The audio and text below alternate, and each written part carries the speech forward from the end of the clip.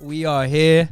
I'm your host Chico, accompanied by a bunch of great people in this room tonight. We got Ralphie behind the camera. We got Jump Out chilling in the back. We got Elido Santana, the one and only, and we got Boss Lady Megi, Meg the Stallion, Megalicious.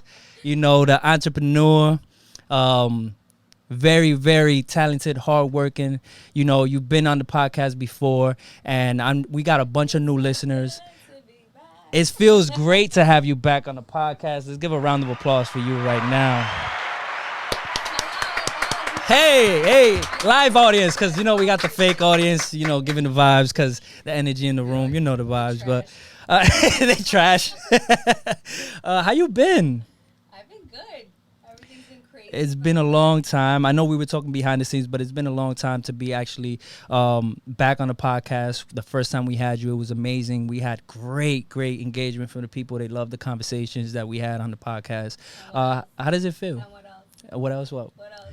Oh, you like the edification. Which one was the best podcast? Which one was the best podcast? I think that's. See, listen, I don't want people to come at me, but yours is definitely on the top 5. Top 5. Top 1. You heard? Top 1. Elido's is trash, is what you're trying to say? But what's up? How you been? You know, it was pre-pandemic. You know, we had the old yellow room at the old studio. Now we're at a new studio, new setting, new vibes, and a lot has been going on. A lot to catch up on. It's been a crazy year and a half, right? Since I've seen you. Yeah. But we're back. I love the studio. Love the energy. Thank you. But everything's been good. I mean, obviously, everybody went through what we went through last year. But now I hear myself. Yep. But thankfully, you know, we all came out of it alive and blessed. So we're here. Absolutely. You know, we had a lot of great conversations. You were in a place in your life where you were doing a lot of things, building, you know, whatever it was as far as your brand. How did that affect you during the pandemic? To be honest, I would say that I multiplied that during the pandemic. So thank God I came out on the other side of it. Shots for that. Let's not talk about shots. Yeah. Yo, for real. Yo, I was gonna say, should we share that story on here? It's up to you, but that was intense. That was intense. But yeah, so, you know, it was a great year. Like, throughout it all, obviously, it was horrible for all the people that were passing and everything that was happening and everything shutting down. But for me personally, aside from people passing away that, you know, I knew and that I loved, it was an amazing year. It was an incredible year.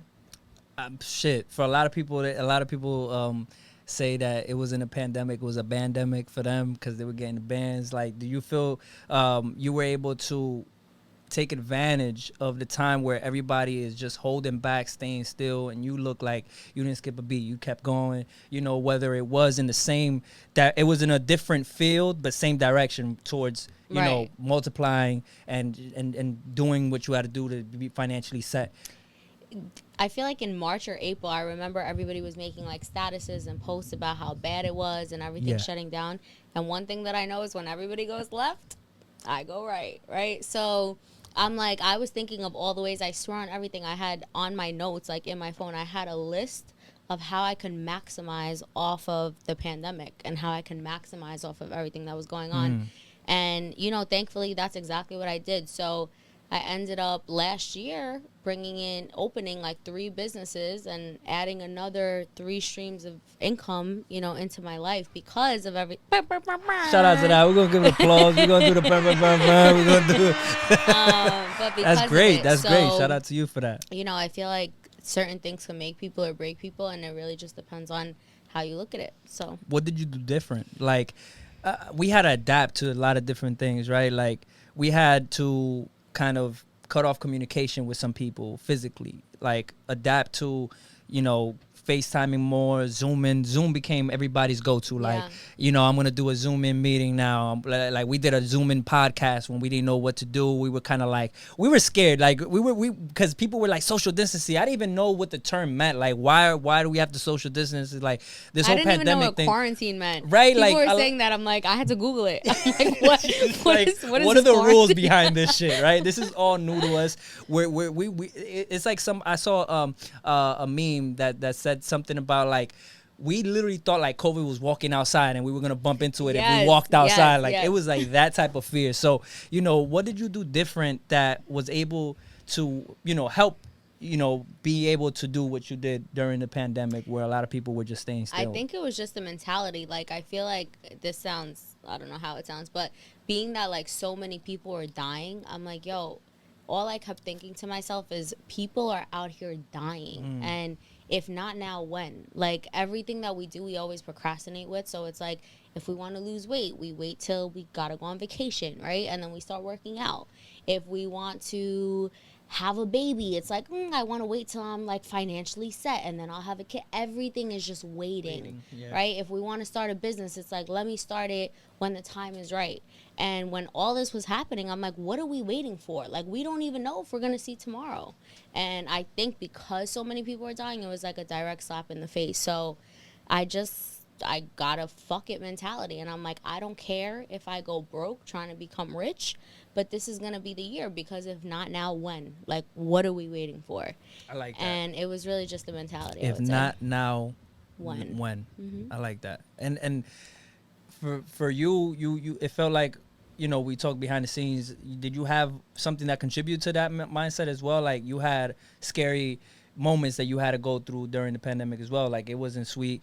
I know a lot of people experienced COVID. Some of us didn't get any symptoms. Some of us did experience symptoms. Like, how was that for you? So I did have COVID, like I told you. So I did have it, and I was hospitalized for 8 days. So, but this happened this year. Like, I got COVID this year. Yeah. So okay, so that last you were still back in your bag last year. Exactly. Okay. So last year I kind of just saw it happening to everybody else, and I think I'm invincible. So I'm like, oh, I probably had that shit. I didn't have any symptoms. But then reality slapped the shit out of me this year, right? But yeah. So you had a scary moment with that, but before that you had a mindset of, again, I'm invincible. I'm gonna get it popping. I'm gonna get it through. Like, what were some of the businesses that you started looking into? Were they different? Because I know that last time you visited the Cause and Effect podcast, you were talking about some of the things, and it was network marketing and real estate. Yeah. Is that still in the portfolio or new things in there? So they're in the portfolio. I always say network marketing is just always good to have, because the network of people that you meet, you know, I would say 95% of the people that I do business with now are from network marketing and the people that I met there. But a lot of things have added on to that list, right? So one of the things we discussed was trucking. So during the pandemic, I'm like, I saw that everybody, like, stores needed shipments and stuff, you know, and that was really the only thing that needed to be needed.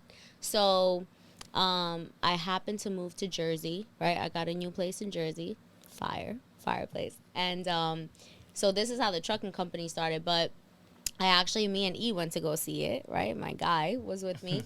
So we went to go see it, and the one that I really, really loved had a balcony attached to it, but they were like, the balcony was $500 extra a month. So what are you looking for? You looking for something? Yeah, I'm looking for Rafi to fix the TV. Oh, yeah. My bad. He's trying to give you the eye, but yeah, he's too on his busy phone. on his My phone. bad. Him and E, we can't even give them any kind of eyes because they're not paying attention to us. It's all but good. it's cool. It's all We're good. here, right? That's it. This is it right here. This is overtime. You hear? So, literally, we've been here overtime. we've been here for 3 hours bullshit. Hey. But anyway, so I was moving to Jersey and to Edgewater, and we went to go look at this. You know, I wanted to live in a high-rise building or whatever, so I went to go look at this place, and it was definitely over my budget, right? And the place that they showed me had a balcony. So they were like, you can have the balcony, but if you want the balcony, it's $500 extra a month. So I'm like, shit, right? But I wanted the damn balcony. So on the drive home, I was just thinking about it. I'm like, does it make sense to pay like the extra money? And then I was like, I'm focusing on the wrong thing. Like, instead of focusing on it being $500 extra a month, let me focus on what I can do to create more income, so that way I don't even feel the extra $500 a month, right? And I happened to go to one of my friend's house that night, and somehow, some way, right, trucking just came into the picture, and I'm like a doer. Like, if the numbers make sense to me, let's just do it. Like, I don't want to harp on it. I don't want to look into it. I'm not somebody that can do my research first and then do it, because then I'll, like, just, you know, I won't. So I'm like, fuck it. Let's go buy a truck. So 2 days later. Wait a minute. we So the went and bought a conversation truck. just comes up and you're just like, all right, let's do it. So I called somebody that has a lot of experience in trucking, and I kind of got the breakdowns of everything and like how it would operate, and you know, having an operational manager and what I would have to do and this and that. And the number sounded good, you know, so I'm like, fuck it, why not? Let's so give it a shot. 2 days later, went out looking for a truck, bought a truck, and then had to figure the rest out after that. So that was one of the business, but I ended up getting the place with the balcony, right? So Nice. that was good. I also, last year I started a franchise. It's in Elmwood, New Jersey. It's called Phoenix.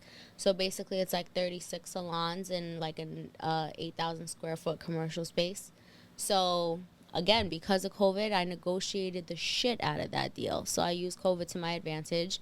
Wow. Yeah. And then I also did my first flip, which the last time we spoke, I told you I wanted to kind of get heavy into real estate. So I did my first flip on a $1.4 million home in Long Island. And that was scary as hell because I'm like, I don't know anything about this. But again, if not now, when? You know, so I was just figuring it out. What did you call me last year, E? He was like, yo, this is the year of, you call me a bulldozer? Is that the word? We got some tequila in our system. Is that it? Is a bulldozer? She's on her bully. She's just on her bully. That's all. Is the year she's on her bully. You don't even remember He don't what the hell? remember I'm like, shit. wow, Look, that's look. such a nice compliment. Definitely called on the wrong guy. Yeah, I mean, I guess. That makes sense, right? It does. It really does. It does. Hey, listen. All of that sounds super fire. I want to stay to the trucking aspect of it, right? Because women, I would say, normally wouldn't find that to be appealing, right? Like, women will hear trucking and be like, that's a man's job. Right. What made you feel like I can do it? You know, outside of you feeling invincible, outside of you feeling like, if not now, when? But what outside of that made you feel like, am I getting in over my head in this industry because it's a male-dominated industry? I mean, exactly that. Like, the fact that there's such a, like, everybody has such an idea of it being such a man's industry, which it is. I'm like, why not? And what's the worst that could happen? Like, the worst that could happen is what? Like, I always weigh out my risks and my rewards, right? So when I got the truck, all I kept thinking is, what's the worst that could happen? We sell the truck? You know what I'm saying? Like, what's the worst that could happen? We shut the trucking company down? Like, but to me, I love learning and I love new things. So the fact that I was able to go into a new industry that I knew absolutely, when I tell you absolutely nothing about, nothing, like nothing, and kind of just figure it out every day, just learn something new, that shit, I love that. You know, that shit gets me going. So that's it. I was like, why not? Let's just try it. You know, what's the worst that could happen? And I knew that it was needed in the pandemic. You also had some type of point of reference, yes, to guide you a little bit, and you didn't do it alone. You had a partner, right? Now, wow. I mean, again, that to me is something that I think that the women listeners should pay attention to, because I feel like some of them limit themselves due to whatever the job is needed. Like, you're not actually driving the truck yourself, are you? Right? Like, you're hiring the drivers. How does that go for you, though? Because I know a man sees the job, I guess the job post, whatever, and be like, okay, I'm going to go ahead and apply. Next thing he shows up with interviews of women. Right. I mean, honestly, I've went and interviewed a lot of people, and I think it's just about how you conduct yourself. You know what I'm saying? So I've been used to, again, with network marketing, I had so many guys that I was building with and so many guys on my team that I kind of know that you kind of have to talk to guys a certain way for them to, like, take you gotta serious. bro them out. Yo, bro. Yeah, like, what up, bro? Yo, what up, bro? Like, that's it. It's established. All of that, right? Friend zone. But with interviewing them, I just had to be super firm, and I had to be a bitch. Like, I had to be a bitch for them to be like, for them to understand. And one thing that they really loved was women are a lot more, I would say, organized, and we're very, like, you know, down to the books, and we're also compassionate. So a lot of the drivers ended up loving that, you know, because it was like they understand, the women understand if I'm going through something, whereas opposed to a man where it's like, I need you to come in, you know. And then it was, so I think it worked in our favor. But I'm sure when they first met us, it was kind of like, who is this broad coming to? Yeah, like, Me? well, why is she like? Is there Right. somebody behind her? Like, is there Right, like her and right. then the boss? Like, you probably get that look, and that's great that you're able to know how to move around in that aspect, because again, when there's business involved and it's a woman in the front of the business, Especially a man-dominated yeah, business. man dominated business, a man can feel like, I'm not taking orders from her, or Right. who does she think I'm gonna play her out because she doesn't know this business. So I know funny this story, business. but the first day that I went to go look at the spot for the franchise, I walked in and I'll never forget, there was 4 guys there, and like 2 of them were like the realtor, the other one was like, I don't know, but there was 4 guys there, and I went with one guy that has other franchises, right? So I just kind of wanted him to come to check out the place to kind of let me know if it was good or not, because it was my first time doing it. And I'll never forget, the whole time they kind of were just looking at me like either like I was his little girlfriend, or like they weren't, when they were Gotcha. talking, they weren't even making eye contact Contact with with me. you. Like it was just like I wasn't there. So I grabbed one of them outside and I was like, yo, let's get something straight here. I'm the one that's paying you. I'm the one that's putting money in your pocket. So don't ever fucking disrespect me moving forward. Like, if you're going to talk and if you're going to ask questions, you're going to ask them to me, because I'm the one making the decisions. And he was like, so when we Whoa. went back, but from that day forward, you best believe I got a call for every little shit. Gunshot for that. Let's do a gunshot for that. But I got a call Damn. for everything and an email for everything, because it's like, you don't know. I'm the one that's paying you. I'm the Yeah. one that's writing the check. So, you know, you have to stand your ground. Like, you gotta make That's that shit important. clear. That's important, and I think that's something to highlight on there, is being able to stand your ground. Like you said, establish a boundary, establish a, this is how this is gonna go Right. from the get. Yep. What were you gonna say, Rafi? No, that is important. I agree 100%. But at the same time, doesn't that make it a little bit difficult when it comes to the dating scene in a way? I don't want to divert too much away from the business, but I'm saying, like, when it comes to Oh no, we're gonna talk about that the alpha female that To be has honest, that though, alpha. I think you have to know when to turn it on and off. Like, I think that I'm very aware that I need to be with like an alpha male, but I need an alpha male that, like, I know when to turn it off. Like, I know when to make him feel like the man, or when, you know what I'm saying? So Yeah. I think as long as you can do that, and you don't always have to be in charge. And I think I always had to be in charge in the past, but now I've gotten okay with, like, if I trust you in your decision making, take the reins. Like, and I'm busy making decisions all day, being on the phone all day, like, so that I want a guy that could like make the decision, and you know what I'm saying? I want that. how you find that balance, though, within yourself? Like, I'm pretty sure you It's really a switch. Like, I feel like, Have you ever had to battle? I'm sorry, let me take a No, no, Have go you ahead. had to battle before with that switch? Like, did that switch stay on longer than it should have in certain situations? Where you I had to, wouldn't like- say battle it, but I think if like, for example, the person that I was with would drop the ball on certain things and he wasn't assertive or wasn't a good decision maker when he had to be. So if I'm there, it's just a natural instinct for me to kind of pick it up, you know? So if you're a guy that can kind of do that without me having to step in, do it. Like, I'm not going to sit there and stop you, but if I see you're kind of like slacking, then 100% I'm going to step in and just get shit done. You come across a lot of slackers? Nowadays, honestly, there's like a lot of entrepreneurs, but everybody's like a fake entrepreneur. It's like, yeah, you know, I have It's a watered business. down. Right. It's so watered down. So I think you really have to decipher like the real ones from the fake ones. But I mean, there are some decent ones, but there's a lot of frauds out there too.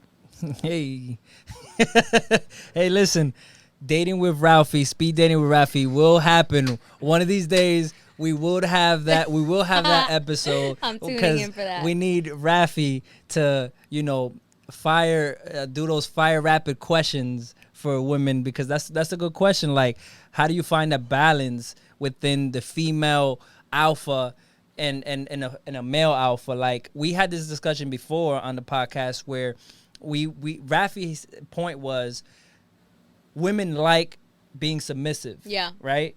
And I was saying, well, women aren't trying to be submissive today because they find that word to just be like they're letting themselves being stepped on. Like, it's like some women look at that word as a very like a degrading a word, negative right. word. Like, I'm submissive to you. What do you mean? And we had that conversation, and it's great to have a woman in the podcast that can say, well, yeah, I will be submissive, but you need my credibility. You need to have the credibility for me to be submissive. And I think that's a point that Rafi made too. Like, if you fuck up too many times, there's obviously a reason why she's not going to want to be submissive. Right? She's going to question your every move. She's going to question a lot of the things that you are making decisions on because you dropped the ball. And that's kind of what you just said right now. And I think, like, women nowadays, everybody's, like, so into, like, women empowerment and being a boss. And, like, I get that. I'm with that, and everything. All that. But at the end of the day, it's like you can be submissive without it being, like, looked down upon, you know? Yeah. So for me, it's like, again, depending on the guy, depending on what he brings to the table, how he acts, his decision making, I'm 100% willing to be submissive at the right time.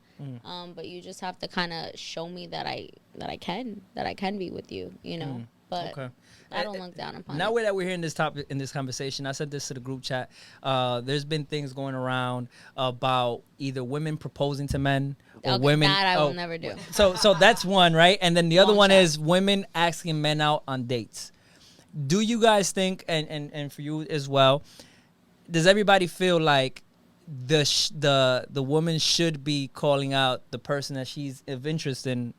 You know what I mean? Like shoot your shot. Because it'll be more effective if you know that you like interested in him, instead of having 5 guys trying to figure out who's the one that's gonna be able to bag you.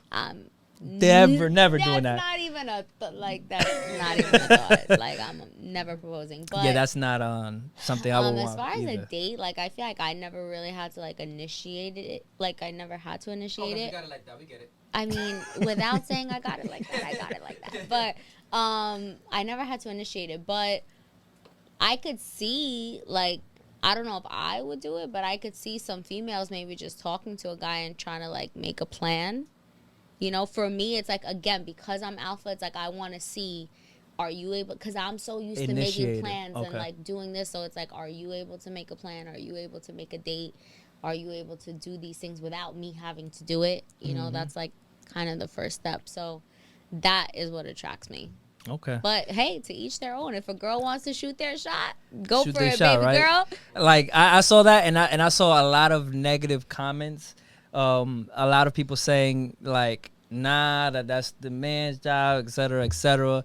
I just found it to be effective. If a woman just said, this is who I'm interested in, it kind of just tears away from having to go through the line of I'm also so tired of these titles. Like, it's a man's job. It's a woman's job. Like, we're in 2021, right? So that shit has changed. Like, for me personally, a man's job is their natural instinct, which is to be a provider. And that you can never take away from a guy. Like, no matter how alpha I am, I know the guy I'm with, he needs to feel like he's the provider. He needs to feel like, you know, he's taking care of kind of everything and holding it together. And I'll give you that. Even if you're not 100%, I'll give you that. Because as a man, you need to feel that. But I'm so tired of these titles. Like, the woman should do this. The guy should do, like, yo, shit has changed. It's not the same. It definitely has changed. You know, so. And it's not.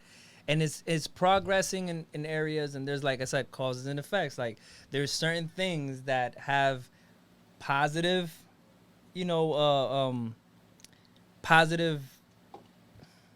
They have positive measures around them. There's some that just look like they're not progressive. Yeah. Right. And I see that some of the things that, like, men are talking about today is more of, like, women making more money than them, like how some men feel some type of way, or just the ego, the pride, they feel insecure. Topic. There's a lot of insecurity with men. Like, that's a tricky topic. And no remarks from you, okay? Because I already know. But I want to know, like, from your experience and from the women you talk to, is there this pushback if you're making more money than the person that you're talking to, or do you even talk to guys that are making, less than you? So, all right. So it's funny you say that, because I just had a conversation with one of my girlfriends 2 days ago, and she was telling me that she makes more money than her fiance. And she's like, you know, sometimes it gets tricky because she's more open to going away and doing these things, and he's kind of more conservative. So for me, it's this, right? Like, I want to be with somebody that has like that drive to want more. So if right now I met you and you're making less than me, I'm okay with that. Like, as long as you're not a bum staying home every day, not doing shit, not making money, not going anywhere with your life. But if I see that you have like a burning desire to do better, like for example, let's say like trading, right? Trading, it's like it takes years for you to master it, from what I know, because my good friends do it. It takes years for you to master it. But then there's people that have mastered it that are making $50,000 a month. So it's like, if I see you have that like dedication and that drive to kind of want more, and you're so laser focused on doing it, I'm okay with that if I'm making more than you at the time being. But it's all about that desire. If you don't have that desire to want more, and you're okay with me making more money than you, and you're okay with me being more driven than you, that's never going to work, because our mentalities are just not aligned. You like that? I'm still waiting for you to keep What? going, because I like that. Yeah, that's facts. Evolving changes the point. As you evolve as a person, I mean, you're gonna keep evolving as a person. yourself, Right. So you don't want to be with somebody that's just happy to be Stagnant. Yeah. Exactly. Exactly. And it also kind of holds you back in a way, right? Yeah. Like, you're trying to move so fast towards this goal, like, you know that this is possible, and the other person is just content. Right. Where they can be content maybe with someone else, but for you, it's like you need to be hungry for at least more than what you have. And I love getting challenged, like, for everything, right? And a healthy challenge, obviously. Yeah. But, like, one challenge is me and my friend Jenya. We were starting January 4th. We were like, all right, whoever, we're going to start going to the gym. We're going to, like, work on our fitness. Whoever loses more weight from now until February 28th, we're going to pay the other one $1,000. So that shit, come on, I can't lose. Yeah. So you know, competitive nature, right? So it's I'm like, yo, give me my 1,000, right? Me and him, me and E. Shout out to Jenya. Me and E, we invested in something, and we put a lot of money into it, and every day it's like, I have more money than you. Than the next, I'm broke, baby. I'm broke, baby. that's my motto of 2021. Everybody, I'm broke, baby. Yeah, outside is not cheap, guys. Outside is expensive. But It's that crazy. is healthy competition to me, because it's like, it's like, he has more money, cool, I'm gonna add another 20, and then he's like, cool, I'll add another 10, and then like $50 for she got. you're retarded. Just $50. That's crazy. Yo, let's He's like, pull up yeah, our just about accounts. $50. Let's pull up our accounts. Go ahead. Look how he Yeah, grabbed his let's pull phone. it up. Like, let me see. I'm not scared. This is after hours, you're. Good. All right. Yeah. Flip this fucking camera. So I think whether it's your partner or whether it's a friend or whoever it is, I think it's always like good to have that healthy competition. But especially with your partner, it's like, absolutely, I want somebody that's, if like I bust my ass, so if I see you busting your ass, that's gonna make me want to bust my ass 20 times more, just because of my competitive nature, So that's definitely a turn on for sure. That's great. That's great. So, we talked a little bit about the trucking. The franchising business is different. Like, you said that you brought somebody on with you to kind of scope everything out. Like, if you want to get in detail, but what was like the process with that? Like, being a franchise owner, and you said it was like a salon. So it's a salon. 36 salons. 36 salons. So I basically got an 8,000 square foot commercial space and build out 36 salons in there.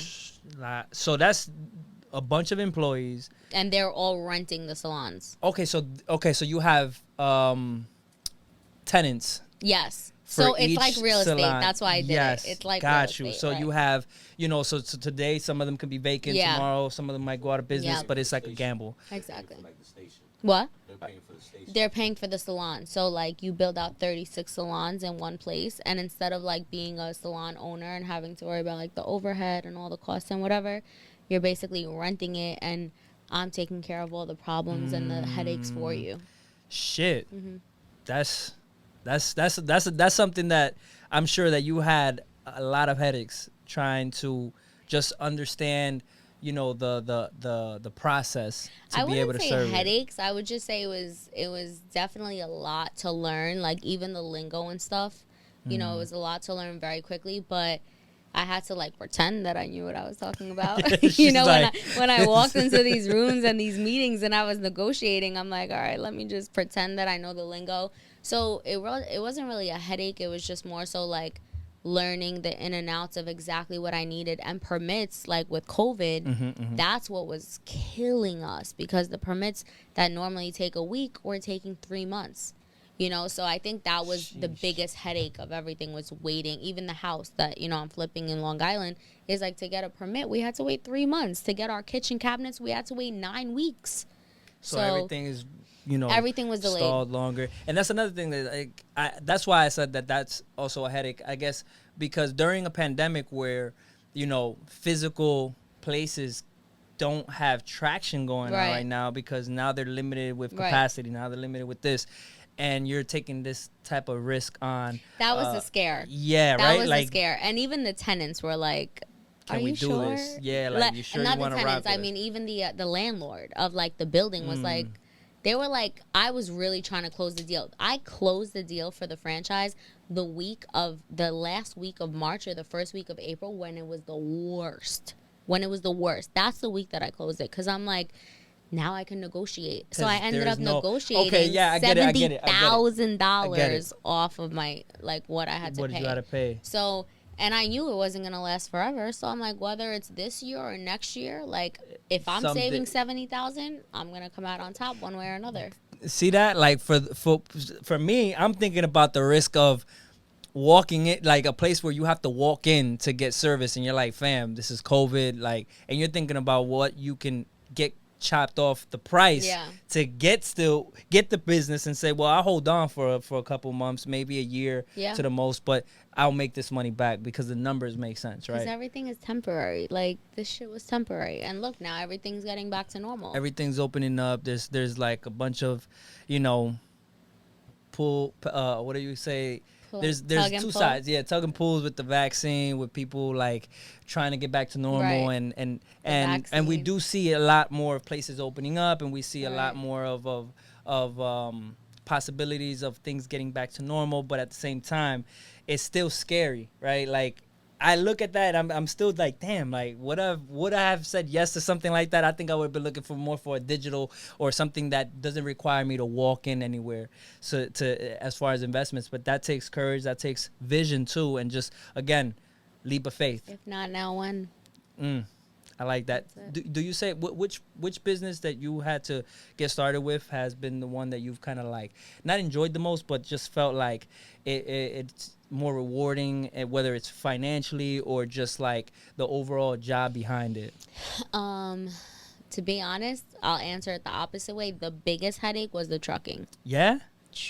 I would, you know what? I was going to say, I would think that was going to be your favorite. No. The least favorite. And to be honest, like, now I want to sell the trucking company, and I want to buy a land for trucks to park there, at, because there's such a demand for that in Jersey. So I've been looking at lots since last year. Like, I've been working on this, because to be honest, when you get used to making money and like having streams without having to work for it, you get spoiled. Right. So I feel like, and like, I set my investments up so good that I don't have to pick up the phone at 2 a.m. at drivers, and I don't have to be up at 5 worrying about problems, to the point where this year when I was doing that shit, I'm like, yo, what, everything else that I have intact, I don't have to think twice about.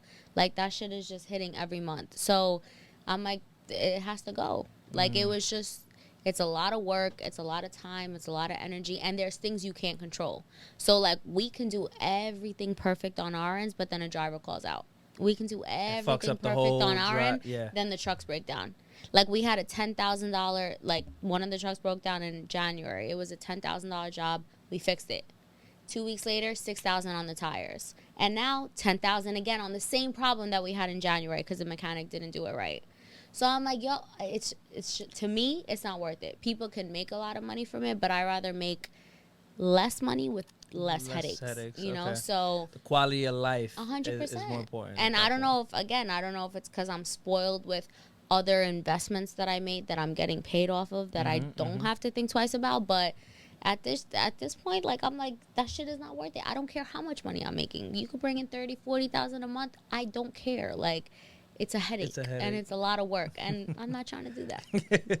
I mean, that's a good problem to have, but I feel you on that because it's something that has come up recently, like for my father. He have conversations where he's like, yo, listen, I just, in his aspect, he's just like, I can't physically put my body to this type of workload anymore, right? For you, it's more like mental space. Like, you want the peace of mind. You don't want to be having these headaches in your mind, because that's also even sometimes even worse than just the physical labor of it. And when you have multiple businesses, it's like, I know I can't dedicate 100% into one business. So I'm aware of that. So even now, everything that, like, I'm doing, and like, me and E are working on something right now, and I won't talk about it now, but I'm broke, baby. I'm broke. But we're working on something really, really big right now that we're closing on next week. Nice. And I'm like, the first thing I knew in my head was, I cannot give this 100% because I have so much other shit going on. So I needed to find things that don't expect that, you know, from me, or need that from me. And the trucking needs it. So, you know, I want to just get rid of it and buy a lot, so that way the lot is kind of like property, and it won't be as much of a headache. And it won't be as much of maintenance. And yeah.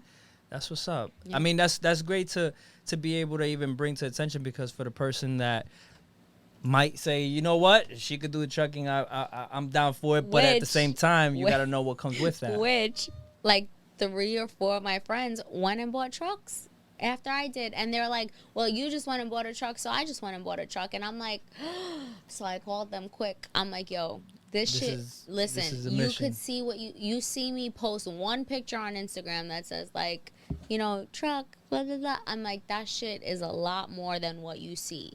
Like, you don't see the headaches. You don't see the money being spent. You don't see the calls that, you know, are coming in at 3 in the morning. So, a lot, you know, 3 or 4 of my friends went and did that. And now I'm very, very aware of making people aware of what the hell is you need to do to make it work. And I'll keep it a being, like, when I came across trucking, right? And I remember watching a podcast episode from Earn Your Leisure podcast. Shout out to them. Like, I saw that, and they had somebody on there that created this whole, like, system with trucking, right? Alex Energy, I believe so, something like that. Yeah. And I remember vaguely just them talking about the trucking, and I said, damn, this makes sense. Like, I don't have a CDL, but owning a trucking industry, a trucking company would make sense if I knew what I was doing, right? So I heard that, and then I saw you do that. Then I saw a couple other people we know that did that. Shout out to them, Bev, Jenya, and I was just like, oh, this is fire. If they could do it, then it's possible. But when I start looking at, you know, the in and outs, and I'm looking at YouTube videos, and I'm listening to some of them talking about how they get their loads, how they have to bid, and sometimes how you lose money because you got to calculate the route. Yeah, you know, with the miles, the tolls, the that. miles, the tolls, everything and you have that comes people, down like, for to example, I have people that do that for me, and the second analytics that like the second that I got the truck, I'm like, yo, I'm not trying to sit here, and I'm not trying to be that person. Like, you know how people are like, I want to learn. Like, I want to learn the in and outs of my business, but I damn sure don't want to be doing the in and outs of my business. So, you know, I hired a dispatcher, and then hired this and hired that. So, again, I rather make a little less, but have less headaches with other people doing it. That's just my motto. That they're in every okay business. with doing the shit. Like, you know this shit. Go do it. You know, it was cool. It was a completely new industry. I learned a lot in it. But again, I'm the type of person, if something looks appealing to me, I'm gonna do it, and we're just gonna try to make it work. And you know, a year later, like, now I'm like, cool. I learned so much. I did so much, and now I want to take that, sell it, use that money to go buy something else that's not going to give me any headaches. And I'm okay with that. Some people are like, I'm not a quitter. I don't want to walk away. I'm like, so Let's you could talk stay about right that here. mentality right you could there. stay here. But I've learned very quickly that you don't have to quit. But it's like, yo, if you could find something better that works better for you and your situation, go do that. Don't be the person that's like, I'm not going to quit anything. I'm going to make this work. What was the first business that helped you So the first investment that I ever did was the first business I would say was network marketing, but the first investment that I ever did was with a developer, a real estate developer. So basically I gave him a lump sum of money, like savings that I had, and he paid me a good percentage on my money every month. So, I was making, and again, like even when if I like say that to like my close friends, everybody just thinks everything is a scam. So they're like, I would never do that. And for me, it's like, yo, if you have contracts with everything, like that's one thing I'm big on. I don't give a shit who you are. Like you could be my ride or die, you could be my sister. We're gonna have contracts. And for me, as long as you have everything written down on paper, yo, go for it. Like go for it. So that was the first big investment. That was the biggest actually investment I ever did before the franchise. And that shit went amazing for 5 years. I was just every 15th of the month, it was going straight into my account. And that kind of taught me like, yo, I don't have to work hard. Like I grew up, with my parents saying you have to work hard for your money. You got to go to school and you got to be the best to make money. And then I was like, that shit is a lie. You don't have to work hard. You can find things that pay you without having to put that work in. So that definitely like started it off. Plus I was working at the time. Plus I was in network marketing. So I was getting money from that too. And then, I just was so open to other things. And there is a lot of scams nowadays. Don't get me wrong. Like everybody's trying to make $1 off of you. Listen, I've learned recently of how many scams exist. There's a lot. I was oblivious to a lot of them. And trust me, I click out of a lot of them, and I didn't realize that a lot of people get got by these things, these ads that pop up on our Instagram, these ads that pop up on Facebook.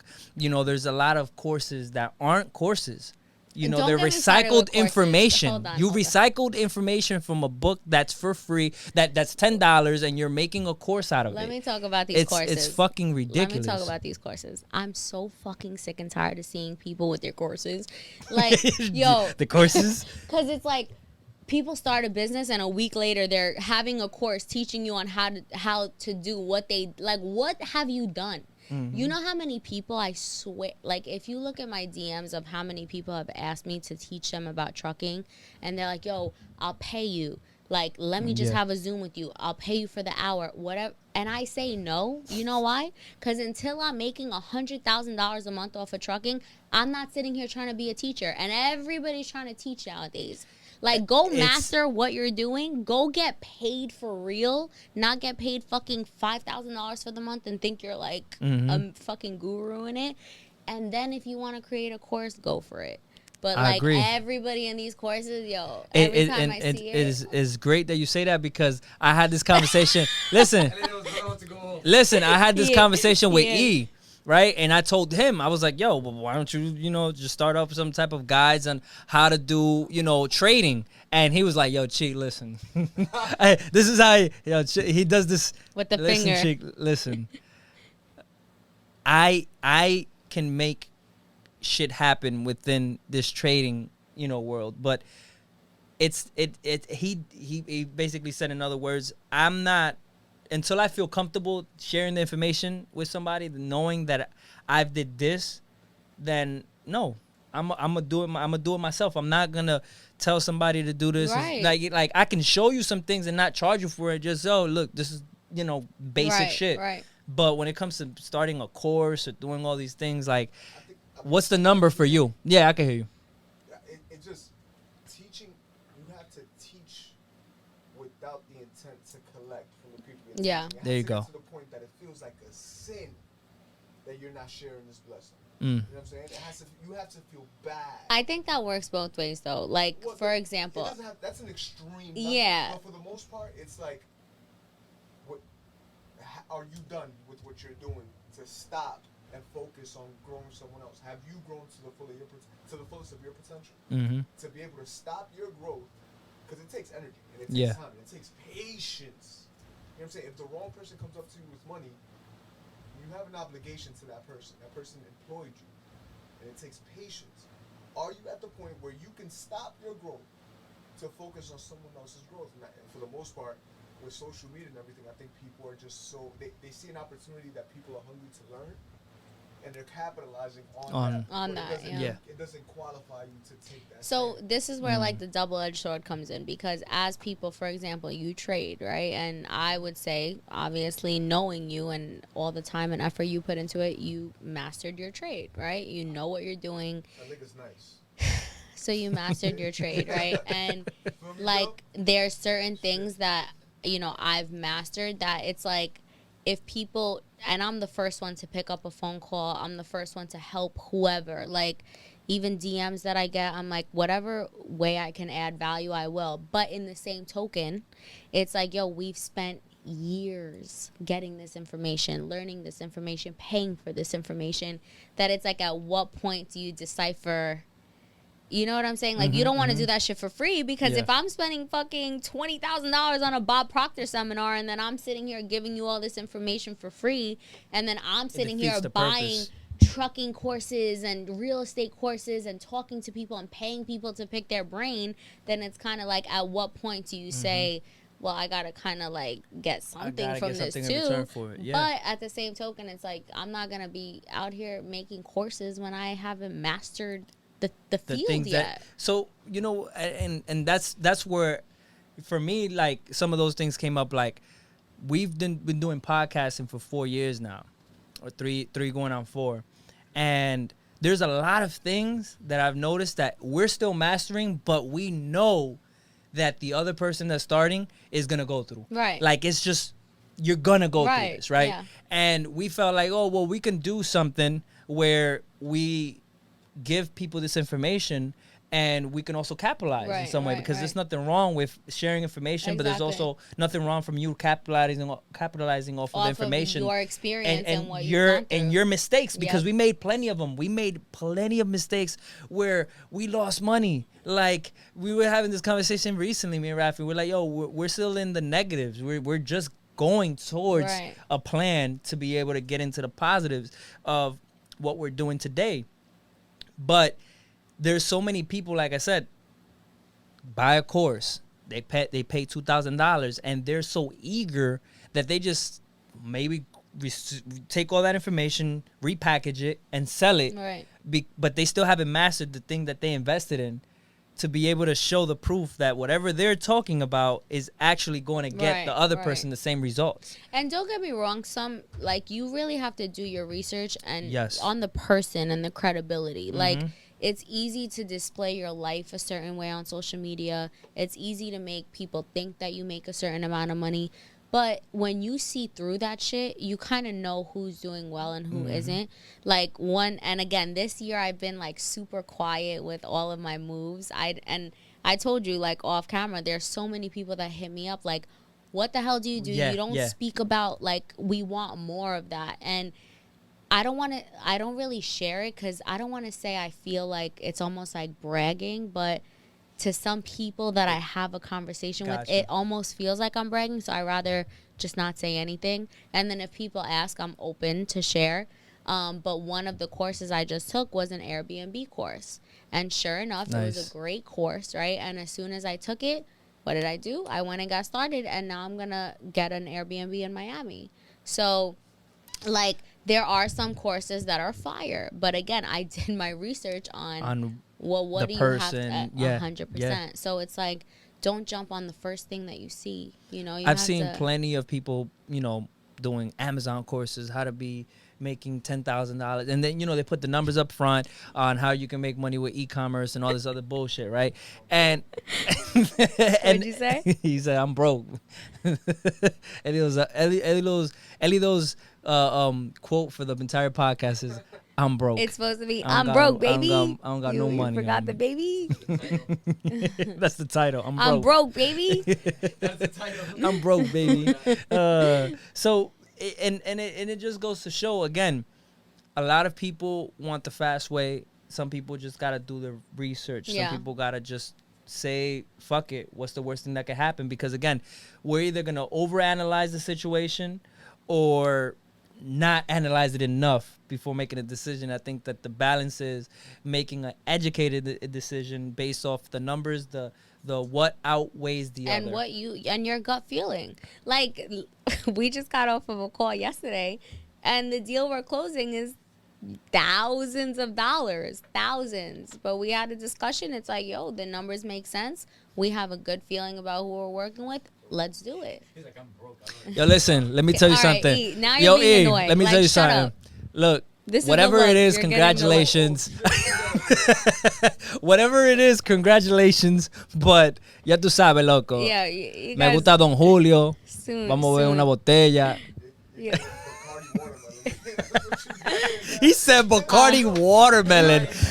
Damn, son. That's really Listen, bad. But, that's not a- but again, that's crazy. I think sometimes you have to go through it to go through it. Like, Absolutely. people have their own journeys, people have their own experiences, but until you're actually doing it yourself, it's like you bring something else to the table than what somebody else may bring. So, do I think a lot of people would go and, you know, open a franchise? Like, the franchise that I have is valued at $5 million. Do I expect people to go and do that? No, but to me, I'm like, yo, I'm going to make this shit work. Like, I don't care, because I know what I bring to the table. So I think you could hear all the podcasts, you could hear all the videos, all the courses you want, but what do you bring to the table? And are you willing to put in the work? We were with somebody yesterday, and, you know, he was talking about trading, and he was just saying that he's just trying to find a bot or trying to find something to make the money for him. And it's like right there, I knew that he wasn't trying to master that craft. Because if you are, it's like you're going to be ready to put the work in and the hours in and whatever you got to do to make sure that you master it. So everybody's just looking for that microwavable success, you know, and that shit doesn't last. Trying to catch up to whatever everybody else is posting. And they just go with the hype, like cryptos, Bitcoin. And then it's like when that shit doesn't work, they're looking around like, what happened? What Why happened? did I lose money? It's like, because you didn't do that shit for yourself. You did it because you just saw your boy post a story about it.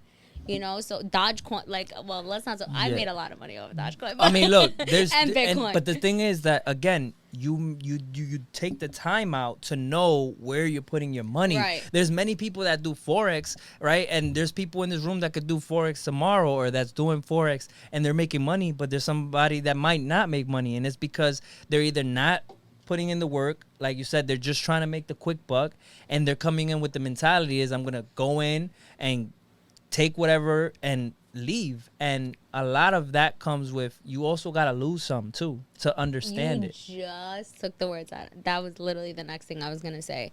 Like, you have to be okay with taking an L. And I'm the most competitive person in America, so losing to me is like not an option. I got the receipts. But I will beat you in anything. I'll beat you in anything. I'm not Didn't scared. y'all play what was it? Ping pong? And ping pong. who won? Who won? Chico, look at me. Yo, I saw him shake his head like he wasn't gonna say nothing. He was like, it was her. Pool? Want to see the videos? Yo. Hey, listen, we could post it I'm gonna after the show, right? On camera, because I was gonna, you know what I was gonna say. I was gonna say 3 letters, and you know what they are. But you have to be okay with taking the L. And again, I'm like the most competitive person. I hate losing, but in business, it's like that shit happens. And every business that I have, every opportunity every deal that I'm closing right now, it's like I'm okay. You know, I weigh out the risks and the rewards, and go for it. If I go for it, then I'm okay with taking the L if God forbid that happens. And I never put that out there.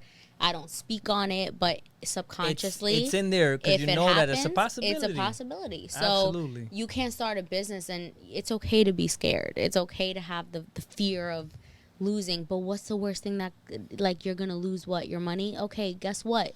If you lost it, you can make it again. I was taught that early on in network marketing.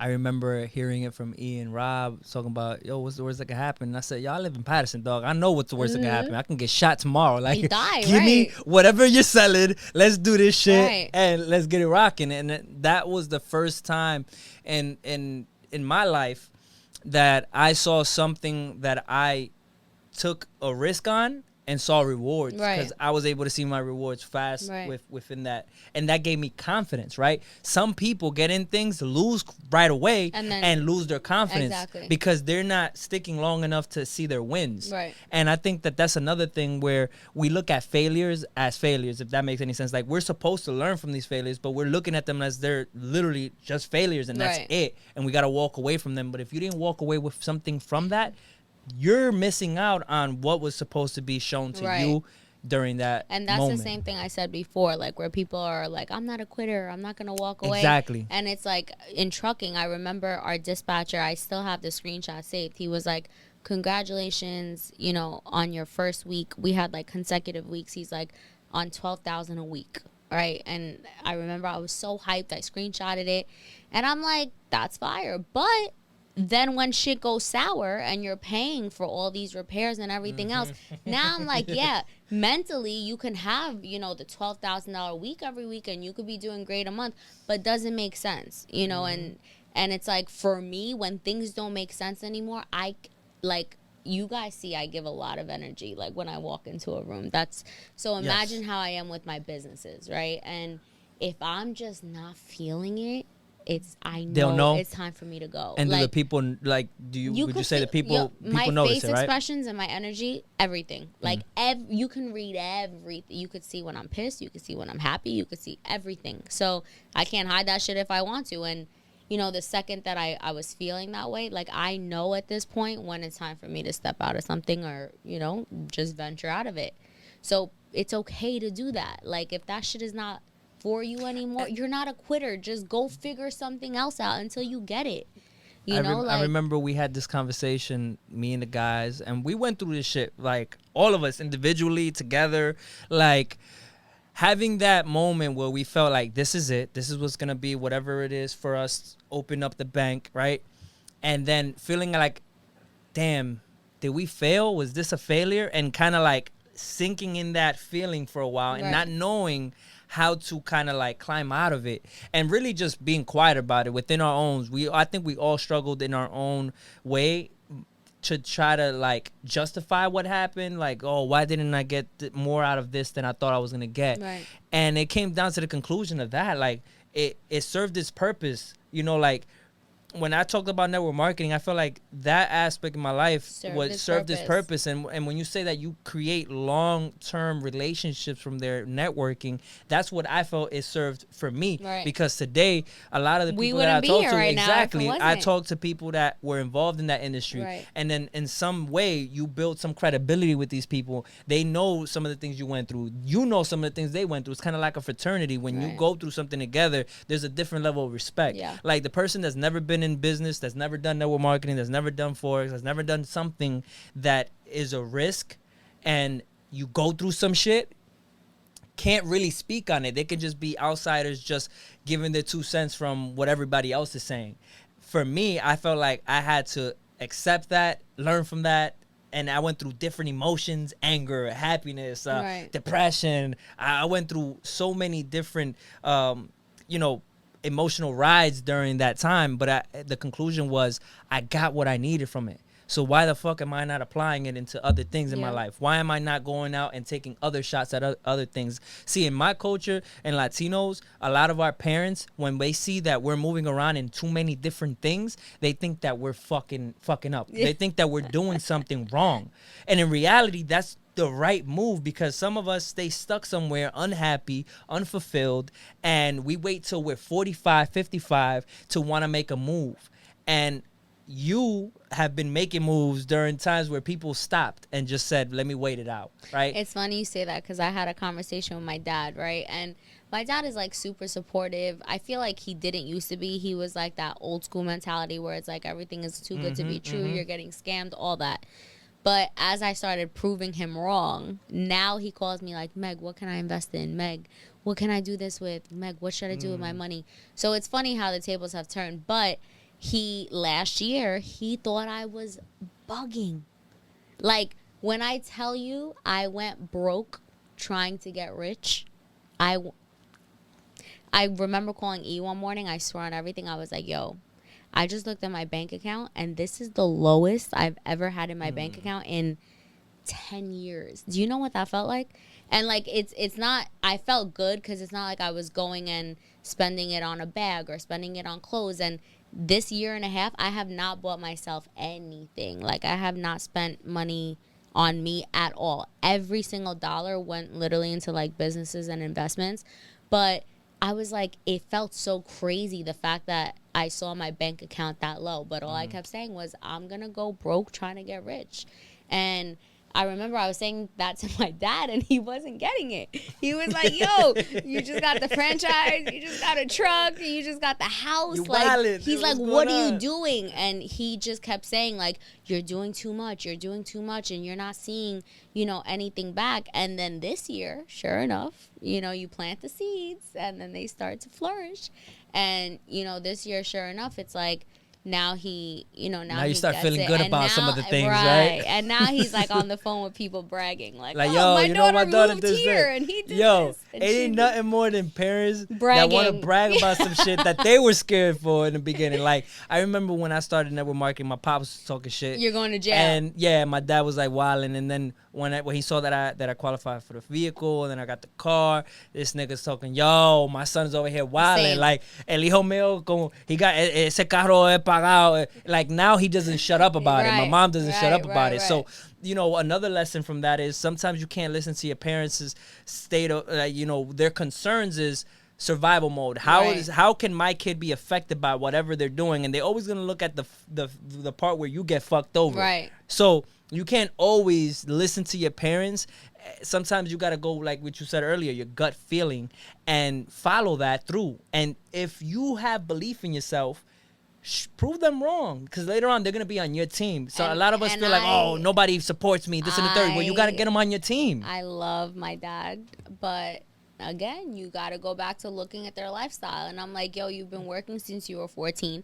I started working when I was 14.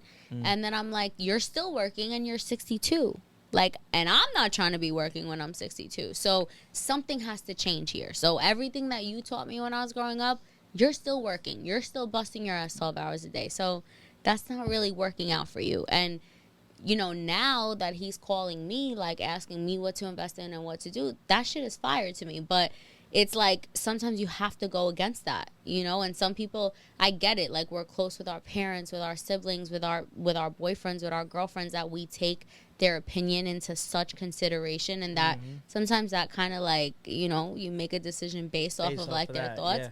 But you can't. Like, sometimes you really can't. Imagine if I would have listened to I wouldn't have had shit if I listened to my dad. To the deal that the deal that me and E are about to close, my dad was like, I don't know about that. Like, and he still has something negative to say. And I literally said to him, I'm like, respectfully, I don't need your opinion, because guess what? I'm going to do it anyway. So I'm just letting you know this is what I'm doing. But I don't really need any input, because it's going to happen anyway. That's called having a backbone and being able to stand up for some of the things boundaries. that you see a future in. Right. Doesn't necessarily everybody else have to. Yeah. So before we close off this conversation, Meg, like what's the end result for you? Like I know that there's a lot of people, right, that talk about hustle, make the moves, do the deals, go out and get it. Is there like what's the end result for you when it comes down to all this? I don't ever think there's gonna be an end result, because once you hit one goal, you make a bigger one. My next goal is 10 mil. Right, I want 10 mil. That's a fucking good goal right there. Yeah, that's my next goal for sure. And then after that is 50. Right, and I just want to keep kind of learning like as many different areas as I can. Like, I love just knowing about different things, and just be open, and obviously like help people in the process. I'm the first one, like if I'm talking to my friends or whoever, like I'm the first one to be like, yo, this is what I'm doing and it's working, do it. And not because I think, like E said before, so many people are trying to like capitalize off of things, and I'm not that person. Like, if I can help you, let's do it. If like, there's any way that 100%. I can contribute to your success, so why I'm not? gonna continue to do that. I'm gonna continue obviously trying to help my friends and everybody else. But I think just getting to a point where I look around and I'm like, damn, like I really did this. Like I really made it. And my dad, when he came to my place the first time, my place is fire, right? And Yo, for real. Fire. Listen, next episode in your place. No, we can 100%. For sure. You can. For sure. But I have like a view of the city. Like, it's just a beautiful place. And I remember the first day he came in, he literally walked into the house. He kissed me hello, and then for 15 minutes, I shit you not. He gave himself a tour of the place. Then he went on the balcony, and he didn't say a word to me for 15 minutes. Not a word. So he walked in, and I'm like, yo, are you good? Like, what? Hello? Like, you're talk shit, right? Something.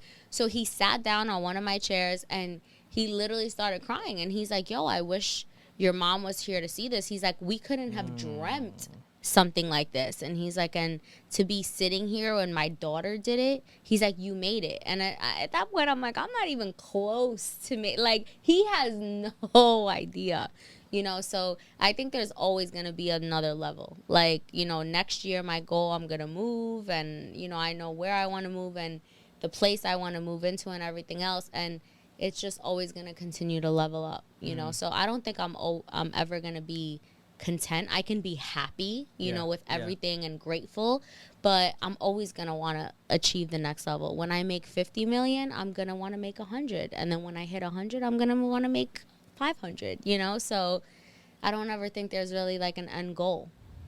Okay. I fuck with it. I fuck with that. Because for me, there was always like this thing where I had to have like this end result in something. But I like you said, it's always, once you get to that level, you want to get to the next level. You want to level up. Happy with the moments you have out of this success, and then move on to the next one. Because once you get content, sometimes it could be the end of some of the of just, you know, you being able to continue to just expand and grow. And is there anything you want to plug in where they can follow you, where they can see your progress as well, and be able to just tune into your content? Yep. So I guess my Instagram, which is Megalicious, right? MEGALIICIOUSS. But that's really it. Okay. You know, jump on the journey. Yes. Follow Meg, and thank you for tuning in again. Shout out to all the new listeners, the current listeners, the people that are gonna listen to this one episode, never come back again. But shout out to all of y'all. Thank you for tuning in. Let's get it. Cause and effect. And we out of here.